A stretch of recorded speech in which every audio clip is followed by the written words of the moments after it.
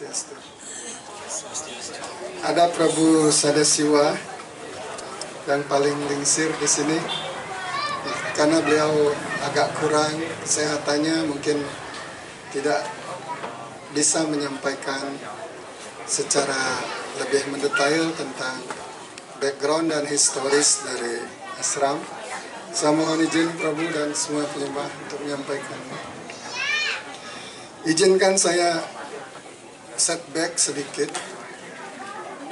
Jadi ketika ISKCON pertama di Bali berdiri, tidak jauh dari sini, di depan PBB di sebelah Gauranga Prasadam itu dulu namanya yayasan kita, Yayasan Widagda Madawa.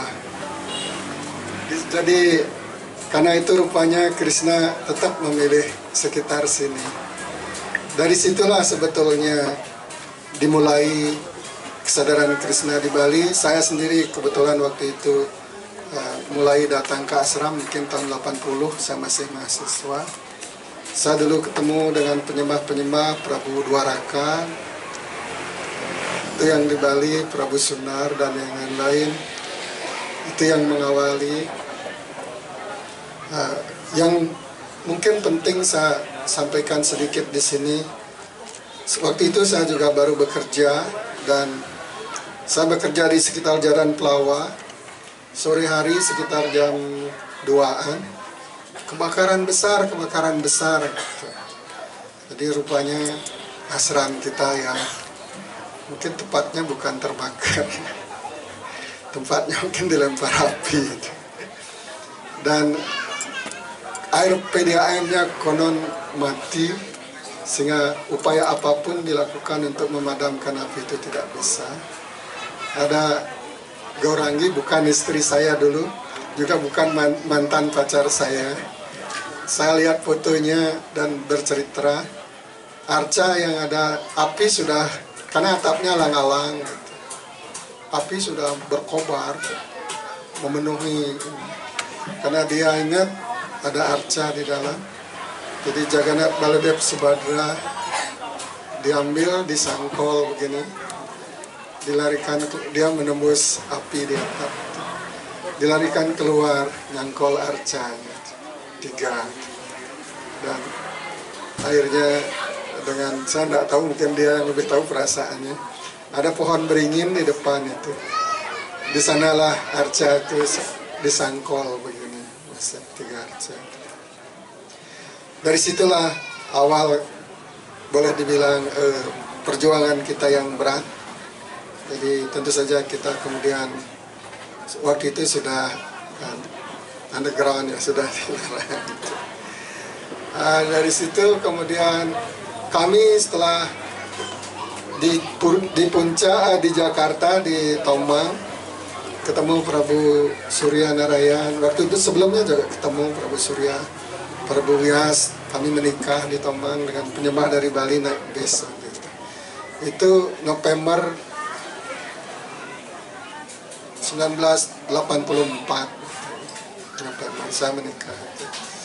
Jadi itulah terakhir kita ketemu dengan Bawananda dulu, GBC Indonesia. Terakhir kita ketemu. Habis itu karena intensif sekali penekanannya, kami cerai-berai. Jadi hampir entah di mana, kami saudara-saudara Siwa di Australia, kami beberapa di Bali. Untuk bertahan vegetarian saja, kami masih vegetarian. Berusaha menjaga 4 prinsip. Saya tidak tahu penyembah pada di mana, Prabu Adipurusa di mana waktu itu, Prabu Nanda juga entah di mana, Prabu Sadasiwa jelas. Ya, kami cerai-berai. Prabu Sunar juga entah di mana. Lama kita tidak ada kontak. Lama. Mungkin hampir 5-6 tahun tidak ada kontak. Ya, kami hanya menjaga diri sendiri aja. Kemudian entah gimana Prabu Sripati tugas di bank, di sebuah bank Danamon ya di Bali waktu itu. Dia dari Jakarta, Prabunya dulu aktif di Jakarta. Dan di sanalah kita mulai berkumpul di rumah Dayu Warsiki dulu. di Sidakarya, sekitar sini juga. Sadasiwa Prabu, saya, Aladar Prabu, Prabu Sarwa Boma, sama Sri Pati. Di situ kami mulai apa yang bisa kita lakukan. Terbesetlah di sana, kita nggak punya tempat, Mataji Wilas, Dayu Warsiki menyumbangkan yang di Padanggala itu. Sejumlah 9 are dalam nama Yayasan Bakti Rasa Merita Sindu. Prabu Sadasiwa ketuanya, saya mungkin sekretaris waktu itu ya. Disitulah kami mulai bergerak. Terlepas dari gimana keberadaan, tapi tetap memberikan kita pijakan dari situ. Kami membangun Padanggala itu, saya kebetulan orang proyek ya. Jadi kami bongkar hotel di Oberoi. Karena manajernya orang India, saya ngomong, boleh nggak saya minta sisa-sisa bangunan untuk asram kamu? Oh silakan, itu manajer Mr. Kamal Kaul namanya. Jadi segala atap-atap dari bongkaran hotel, mohon maaf kepada Jagannath, kami bangun dari bongkaran hotel. Kusen-kusen juga dari bongkaran hotel itu. Disitulah kami membangunnya. Jalan menuju asram Krishna Balarama itu dulu nggak ada. Kami masuk ke sana itu dari belakang, nyebrang sungai itu. Dulu itu tempat tenget itu, karena banyak di zaman Jepang di mana GP30S juga, sehingga orang nggak berani ke situ.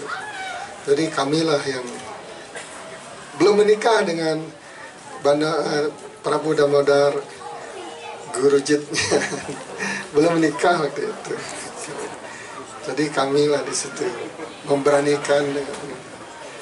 Jadi dari atap hotel itulah kita bangun tempat yang pertama menjadi tempat sadhusanga kita. Nah waktu itu anak-anak banyak yang nginep di situ, Balakrishna, Baladwarka Desa, anak saya. Anginnya mungkin kayak gini sekitar bulan Agustus itu. Dia tidur di pondok yang atapnya alang-alang gitu. Pas anginnya keras, atapnya rubuh. Anak-anak itu ada di dalam rumah itu. Terus kami udah khawatir, tapi namanya malam. Pagi-pagi saya ke asram dan jarak kaki anak-anak itu hanya satu jengkal dari apa itu palang yang mensupport atap bangunan itu.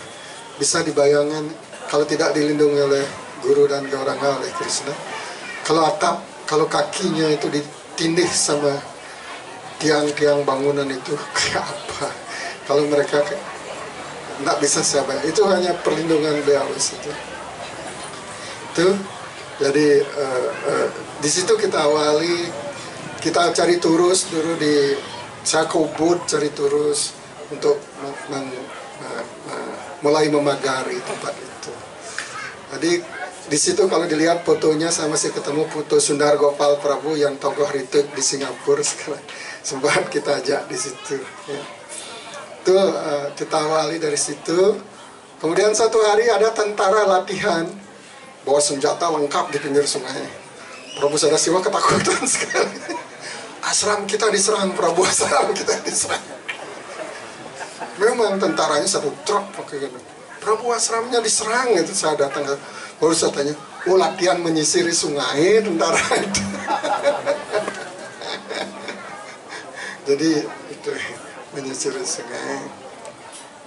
Jadi ya tentu saja Jagannath pernah dulu kemana-mana kita larikan Jagannath. Pernah ke Abian Jayagiri itu habis di sini. Kemudian habis ini di Panjer dulu. Habis di Tukat Sagamona namanya dulu, belum Tukat Penat. Habis itu di Panjer, habis itu ke Jayagiri, habis itu ke Gianyar dekat ini kolam renang itu kita beli di situ. Kemana-mana beliau rarut dulu Jagannath. Jadi ya rarut kemana-mana beliau kita iring. Habis itu di Bino yang paling lama. Yang di Bino juga ceritanya Janmastami gitu. Kita udah siap-siap Janmastami ke Bino, diserbu sama tentara. dikontak, nggak ada telepon dulu. Entah gimana, jangan datang ke sana, udah diserbu tempatnya sama tentara. Yang di sana dulu tuh baru Narotama Widagda Madawa, Prabu Wigada namanya yang nunggu sama istrinya. Tentara satu truk katanya sana. Jangan ke situ, jadi Prabunya aja yang masih nunggu, kemudian nunggu di situ. Penyembah dipanggil ke Kodim, Prabu siapa? Disuruh Prabu Takur, Takur saya siapa? Ya, enggak, yang disuruh push up di lantai dikasih kacang hijau. Hah? Subali. Iya. Prabu Narotama dikasih kacang hijau di lantai, suruh gini, tangannya disuruh push up, nangis Prabu. Bayangin sakitnya. Prabu Darmayasa lari. Krishna yang betul Krishna yang ngatur. Begitu penyembah ya dalam situasi yang seperti itu, ada orang bagus di Jakarta, jenderal di kontak Pangdam. Itu anak-anak baik, jangan dihukum terlalu keras. Jadi baru kemudian diringankan hukumannya. Dan terus, jadi kami kemudian ya ditangkap di mana-mana, ditangkap di Ubud. Waktu Maharati dapat nama di Ubud, ya itu rumah Prabu Darmayasa. Ketika kita baru siap-siap, datang polisi satu truk. Maharati belum punya nama gitu. Dia baru lilinnya dihidupin, baru ngidupin lilin. Untung yang terakhir mati itu ada 3 lilin dinyalain. Yang terakhir mati itu Maharati, Mahadridrik gitu. Ada nama yang saya pilih dulu, Mahawisnu, Mahapa, kemudian Mahadridrik Wisnu Sarana. Baru lilin terakhir tidak mati, itu yang paling hidup. Datang polisi satu truk. Altarnya Prabu Darmayasa diangkut, penyembah lari semua. Ada yang sembunyi di dapur, ada yang sembunyi di sanggah. Ini Gorani gendong kan nggak bisa sembunyi. Nah, yang tua-tua ditangkepin. Prabu mertua saya, Prabu Goswami, nggak bisa lari, ditangkepin, wajib lapor. Jadi yang terakhir yang sedih itu di kejaksaan. Panggil kita kejaksaan, udah dipanggil. Prabu Surya ngambil saya nangis, Prabu. Kita udah mulai punya telepon waktu. Nangis Prabu Surya. Prabu gimana? Prabu saya besok dipanggil. Prabu kapan? Saya lusa Prabu. Prabu sudah siwa paling dulu dipanggil. Semua penyembah nangis di kejaksaan, diusut. Mau dimasukkan 2 tahun, ditahannya 2 tahun. Nah waktu itu Prabu Sadasi, ada mahasiswa saya di UNUD, bapaknya wakil jaksa. Saya mendatangi rumahnya di CC tanpa ya. Ingat Prabu Sadasi. Kami kemana-mana dengan mendekati pejabat Parisado di Jakarta dengan Prabu Sadasiwa, dengan Prabu Tatwadarsi di Jakarta. Akhirnya saya tidak beritahu Prabu Sadasiwa. Kalau wakil jaksa itu bilang, ya kalau aturannya dijalankan, bapak-bapak 2 tahun memang harus masuk penjara gitu. Mungkin karena dia wakil ketua jaksa, bapak mahasiswa saya, rupanya diam-diam dia kasihan sama kita. Jadi kami hanya lapor gitu aja dan tanda tangan untuk berhenti. Kita tanda tangan. Kita tanda tangan tidak akan melakukan kegiatan apapun. Udah tanda tangan gitu, tetapnya kita melakukan. tetap kita. Dari situlah kemudian kita mulai bergerak atas karunia Guru dan Krishna. Nah, tahun 86 saya udah mulai kembali ke Surabaya. Itulah katanya Kawi Chandra Swami Maharaj ke Bali bersama seorang Maharaj. Sebelumnya tidak ada penyembah asing berani ke Bali, jadi nggak ada. Beliau kemudian mulai datang ke Bali, katanya ke rumah Prabu Sadasiwa ya Guru ya.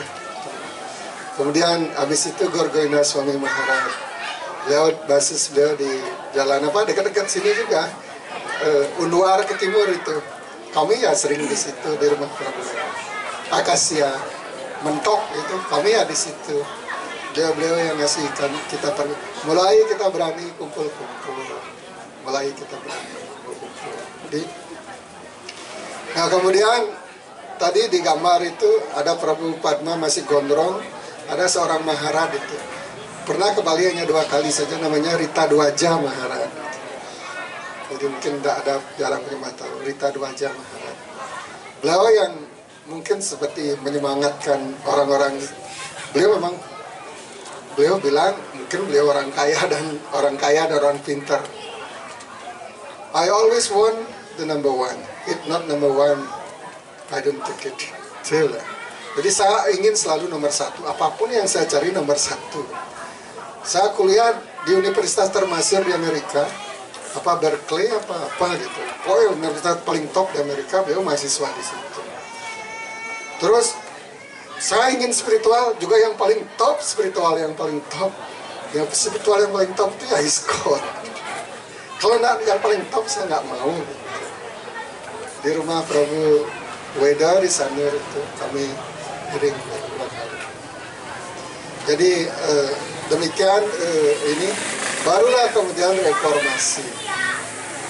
Jadi reformasi itu titik balik. Kalau tidak ada reformasi mungkin akan masih seperti dulu. Jadi untuk Prabu syukuri, seperti Prabu tadi menyampaikan, tolong syukuri keadaan Prabu sekarang ya. Bagaimanapun keadaan ISKCON penyembah sekarang, tolong syukuri. Ketika waktu zaman kami itu nggak berani nunjukin japa, nggak berani nunjukin japa sama sekali. Orang kita dianggap anjing kudisan. Saya dengan teman itu, teman baik. Ketika ketemu saya seperti dia mau ludahi saya. Teman baik saya di Jakarta, ketemu saya di Jakarta. Padahal teman baik satu kampung. Ketemu di situ tahu dia saya orang Hari Kereh. Kamu digituin saya. Saya mau diludah itu. Persis kami anak-anak muda tidak punya siapa-siapa. Paling tua Prabu Sadasiwa, bapaknya Prabu ini sama mertua saya. Tidak punya siapa-siapa. Jadi demikian kondisinya, makanya syukuri keadaan sekarang. Bekerja juga penyembah itu Prabu Nanda sudah keluar SK-nya, ditahan SK-nya Prabu. Ditahan SK-nya. Jadi saya di kampung apalagi. Tapi kebetulan saya di kampung waktu saya masih muda, entahlah, enggak tahu saya punya keberanian apa. Yang tidak senang dengan Hari Krishna saya cari dulu. Walaupun dilarang gitu. Saya cari orang-orang yang tidak senang dengan Krishna. Saya datangi. Maka di Penarungan orang bilang, dulu katanya penyembah itu kalau ke Renon itu 1 truk Prabu ya gitu. Ada penyembah kemarin nanya saya, ya itu zaman dulu. Karena saya cari yang tidak suka. Kepala desanya semua, saya baru namanya anak muda ya, baru lulus insinyur ya.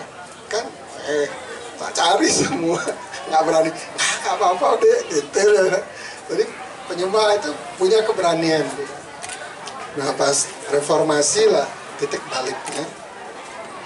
Jadi titik balik reformasi itu, ya saya izinkan saya cerita, masih ada waktu ya. Jadi mungkin saya berulang-ulang ceritakan. Waktu itu banteng dan bendera merah di mana mobil itu harus ditempel stiker banteng harus. Saya berpikir mobil saya tap panjang itu, mungkin ada yang ingat Prabu Jenderal, ada yang tap panjang putih itu harus ada banteng. Kemana supaya ada banteng gitu. Karena kalau enggak gitu mobil nggak pernah lewat. Ada gambar Krishna di belakangnya sapi yang besar itu. Supaya ada gambar Krishna, saya tempel di belakang pool itu gambar Krishna sama sapi. Oh cocok ini gitu. Terus bendera merah di John ada nggak, Bumi udah gini waktu itu, Bumi agak panas ya. Sini agak berani. nggak ada bendera merah. Gorangi punya cadar merah. Cadar merah dia, pas mobil saya ada antenonya gini.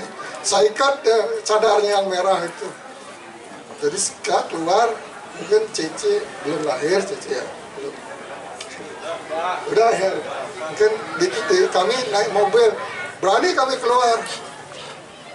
Udah mobilnya udah ada bantengnya, udah ada bendera merahnya. Ikut saya konvoi keliling dan pasar. Wah gini saya. Ikut saya konvoi. Nah pas saya berpikir waktu itu, jujur saya sampaikan, jika sekarang kita bebas, selamanya kita akan bebas. Jika sekarang kita tidak bisa bebas, kita tidak akan bisa bebas. Begitu pikiran saya waktu itu. Jadi waktu itu Brahmacari yang tinggal di Padanggala saja keluar. Prabu Sundar juga semangat. Yang lain agak tiarap. Jadi yang betul-betul artinya waktu itu yang sering turun ke jalan saya katakan. Yang lain mungkin kesibukannya ini. Jadi turun sekarang. Saya jemput Brahmacarinya Prabu Prema CS yang ada di Radio Desa, Prabu Udawa, Prabu Sudama, bla bla itu. Maha masih umur 6 tahun gitu. Terus orang bisa lakukan apa saja asal bersama di Sanur. Nah Prabu Padma CS itu jadi pecalang itu, jaga apa sidang, jadi IP ya. Jadi pecalang. Ya saya hanya modal berani aja. Terus saya berhenti pinggir jalan dengan mobil, dengan ngangkut tim gitu sama anak-anak. Kita cari tempat kirtan gitu. Udah bawa, saya biasa bawa sound system toa itu. Ada radio di situ. Di depan radio itu di trotoar itu saya turunin Brahmacarinya. Saya ingat sampai saat ini Prabu Prema tanya saya, "Driki Prabu gitu." Nggak setuju dia gitu. Kamu ini Prabu gitu dia. Turunlah kami di situ, mau ke Baktika, ini toa itu kita ini kan nyanyilah di situ Brahmacarinya dan saya Gorangi entah di mana sama anak-anak waktu itu. Udah nyanyi, macet jalannya. Karena orang berhenti mungkin sebelum itu cerita saya balik kemarinnya kita udah kirtan pinggir jalan membagikan mungkin ribuan gelas gitu. Pada yang datang pada waktu itu katanya 900.000 yang datang waktu itu. 900.000 orang datang menyerbu Sanur. 900.000. Jadi kami kehabisan udah aqua kita ini, air sumur kita pakai. Air sumur saya kasih orang itu, saya kasih persa dan daun tulasi. Prabu Prema menyanyi, semua orang mampir, semua orang mampir. Nah terus baru saya lanjutkan ke tempat di depan radio itu karena macet, dipanggil lah kita sama panitianya. Pak, macet jalannya Pak, Driko di panggung Pak. Gitu.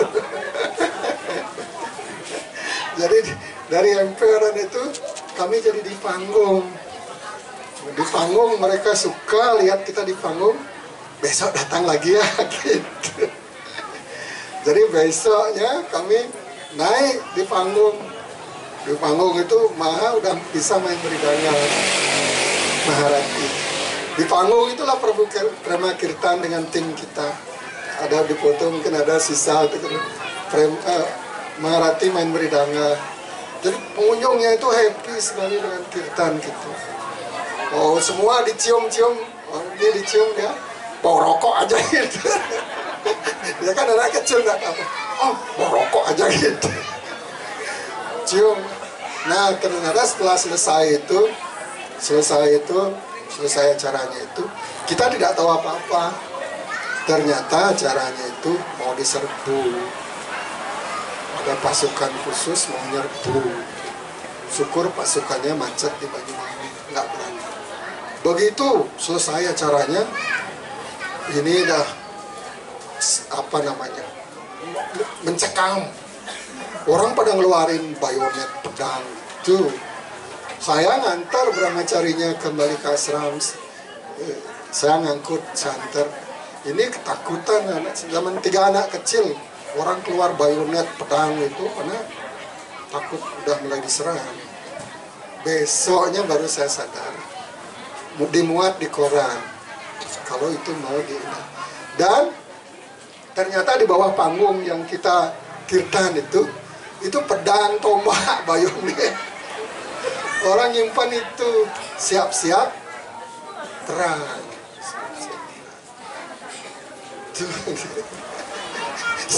Kita nggak tahu apa penting Hare Krishna, kita gitu aja yang penting ada.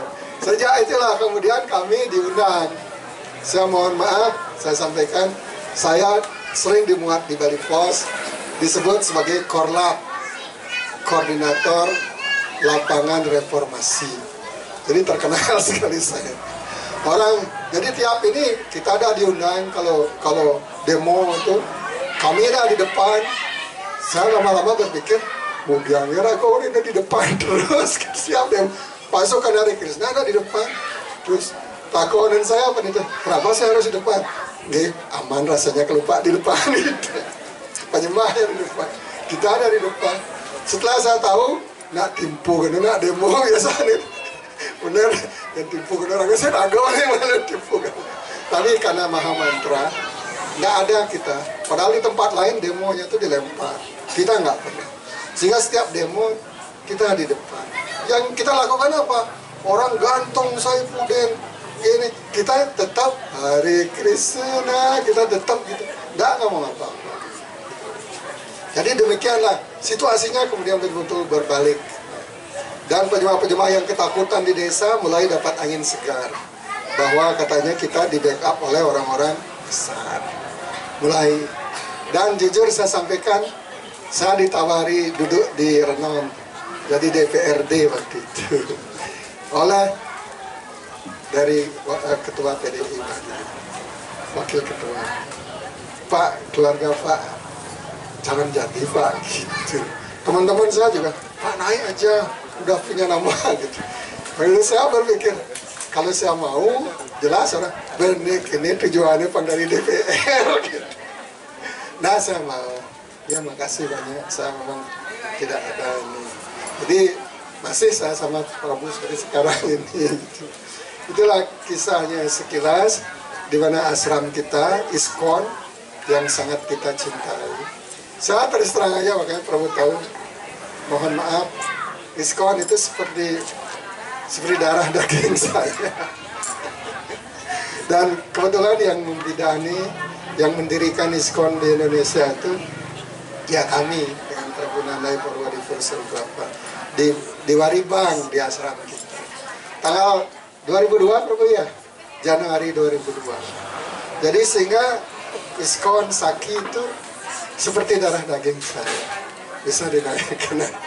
Oleh karena itu saya sedih kalau ada penyembah yang sudah diksa, yang tidak mengerti, tidak bisa membawa nama das itu. Nama das itu nama yang berat dan sulit diperoleh. Tolong kalau udah didiksa, bawa nama itu dengan baik dan pertanggungjawabkan dengan baik. Itu yang menunjukkan, karena tidak gampang kami untuk bisa dapat nama das itu di Indonesia. Begitulah perjuangan. Jadi oleh karena itu saya ingin ashram kita sudah berdiri. Apa sebetulnya ashram yang sudah berdiri ini? Nah saya izinkan saya membacakan sedikit dari Jayapataka Swami Maharaj. Ya. Beliau pernah ditanyakan menjelang, beliau ke Bali 3-4 kali. Apa kemudian, dan beliau tokoh sekarang paling senior di ISKCON. Apa yang beliau sampaikan tentang kehidupan ashram sekarang? Izinkan saya bacakan walaupun sudah ada di.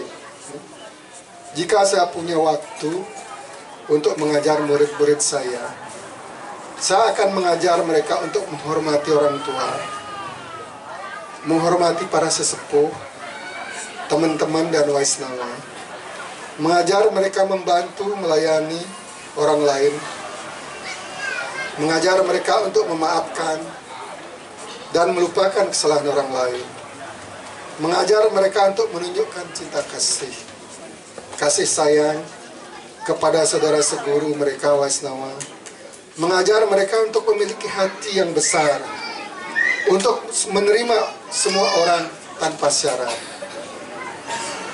Kemudian beliau melanjutkan, jika Anda menunjukkan cinta pada orang lain, Anda pun akan dicintai. Jika Anda belas kasih kepada orang lain, Anda pun akan menerima belas kasih yang sama. Demikian selanjutnya, silahkan baca. Betapa pentingnya. Dan saya pernah mendengar ada banyak orang ingin datang ke ISKCON, tapi setelah mereka datang ke ISKCON, ke asram di mana, termasuk di luar negeri, ketika penyembah baru ini datang, tidak satu orang pun berkenan menyapa penyembah baru itu. Cenderung penyembah baru itu kelingang-kelingang dan mencari apa, tidak tahu apa yang harus dilakukan. Karena apa? Karena penyembah-penyembah lama terlalu fokus pada dirinya, terlalu fokus pada grupnya, terlalu fokus pada lingkungannya. Sehingga penyembah-penyembah yang di luar negeri mengatakan, filsafat kesadaran Krishna itu tidak jujur. Saya sampaikan, saya baca banyak buku. Mungkin di Indonesia saya yang paling banyak punya buku ISKCON, buku Waisnawa. Saya baca, tidak ada yang melebihi filsafat ISKCON. Tetapi apa penyembah luar negeri bilang? Filsafat ISKCON dan kehidupan ISKCON nomor 1. Tapi orang-orangnya Mayawadi. Orang-orangnya Mayawadi. Kenapa Mayawadi? Dia sepertinya ada sendiri aja. Yang lain itu tidak dianggap ada. Dia menganggap yang ada dirinya dan gurunya saja dan mungkin Krishna. Yang lain tidak dianggap ada. Sedih. Apalagi belakangan saya baca mereka dengan nama Das. Itu ngomong di Facebook dimanapun. Saya kadang-kadang, saya kok jadi kumpul dengan orang-orang seperti itu. Ampura saya sampaikan. Saya nggak rela gitu. Saya menghargai nama. Kalau Prabu melihat saya marah dengan orang apa, dengan apa, yang tolong dimaklumi. Karena saya menyadari saya dapat nama Das itu. Dan bergaul di asram itu. Kalau dulu saya harus ditembak itu dengan Prabu Sadasiwa, mungkin saya siap.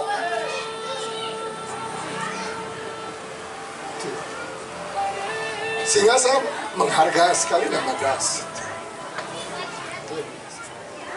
Tapi kemudian belakangan ketika orang memakai nama Das itu saya nggak rela. Jadi itu kondisi kita.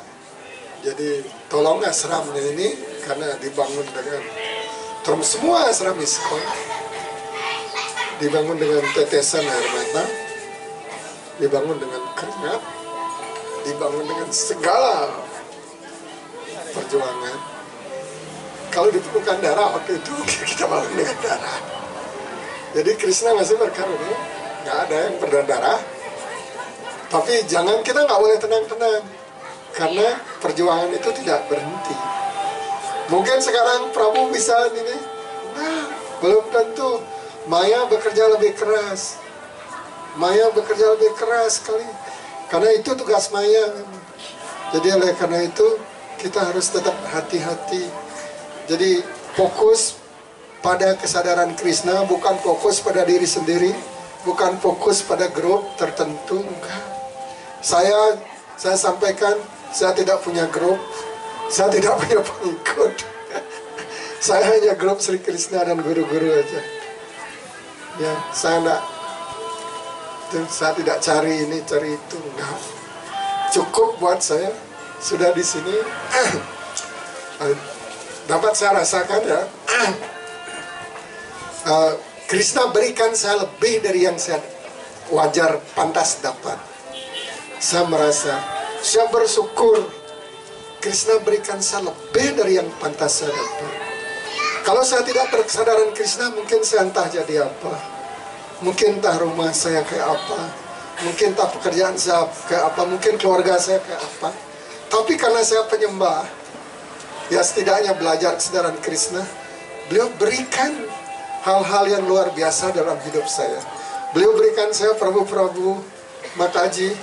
Beliau berikan kita asram. Beliau berikan kita ada di mana-mana, dikenal oleh orang. Kesadaran Krishna itu. Beliau berikan biasa keluarga, rumah. Karena sastra mengatakan, mungkin masih ada sedikit kesulitan kita, betul. Tapi kita harus ingat, kalau Prabu dan Mataji tidak berkesadaran Krishna, kesulitannya jauh lebih besar. Kesulitan yang kita hadapi itu sudah diringankan oleh Krishna. Banyak diringankan oleh Krishna. Karena Krishna berkarunia pada kita mematangkan karma kita. Dan kalau juga menerima masalah Prabu dan Mataji, itu Krishna mempercepat berbuah karma kita sehingga berlalu dia cepat. Dan Prabu Mataji bisa lanjutkan lancar nanti berkesadaran Krishna. Itu sebetulnya. Jadi oleh karena itu, terakhir saya sampaikan, tolong maknai nama dasa, tolong maknai nama dasi, supaya seperti Jayapataka Swami Maharaj mengatakan, mungkin Prabu Sadasiwa, Prabu Surya Nara, Prabu Sundara, yang lain-lain, Prabu Adipurusa, Prabu Nanda, yang lain, tidak dihormati, dikenang dalam sejarah. Itu mungkin, yang kita itu, mungkin saya nanti akan happy lihat Prabu-Prabu dan Mataji di belakang happy, penyembah di belakang berbahagia melanjutkan kesadaran Krishna. Kita nggak, misalnya banyak yang bicara, oh mungkin Prabu ini sudah layak memakai saffron, sudah layak ini wanaprasto memegang danda gitu. Nah, saya sudah lebih dari cukup, lebih happy, udah happy saya lihat Prabu dan Mataji, lihat penyembah pakai saffron. Saya sudah, kalau boleh dibilang, saya hampir setiap pagi itu ketawa dalam ini saya. Dan penyembah-penyembah juga syukur. Bukan saya gimana, ketika misalnya ada perayaan-perayaan besar atau apa, entah mungkin penyembah itu tulus atau gimana, banyak yang datang kepada saya. Saya yang dilihat sebagai wakil penyembah Lingsir. Prabu Agastya bahagia sekali sekarang gitu. Ini semua karena ISKCON. Mereka katakan, yang paling berbahagia itu ini karena ISKCON. Inilah dulu yang beri syukur penyembah masih mengenang karunia dari Guru dan Krishna. Jadi oleh karena itu, semua kita bantu, ISKCON dibantu, penyembah saling membantu. Itu yang diharapkan dari keluarga kesadaran Krishna. Ingat pesan Jayapataka Swami Maharaj. Kalau ada penyembah lain yang masih don't care, Prabu yang kebetulan bisa dengar apa yang saya sampaikan dari Jayapataka Swami, tolong care lah kepada penyembah baru, care kepada orang-orang tua, care kepada anak-anak, dan care kepada semuanya. Itulah yang saya pahami jalan menuju kesadaran Krishna. Semadahan, tiang terlalu banyak menyita waktu, dan ampurangi mancakalpa tarwiaca kertasna. Sila Prabhupada, Gaura Premanande.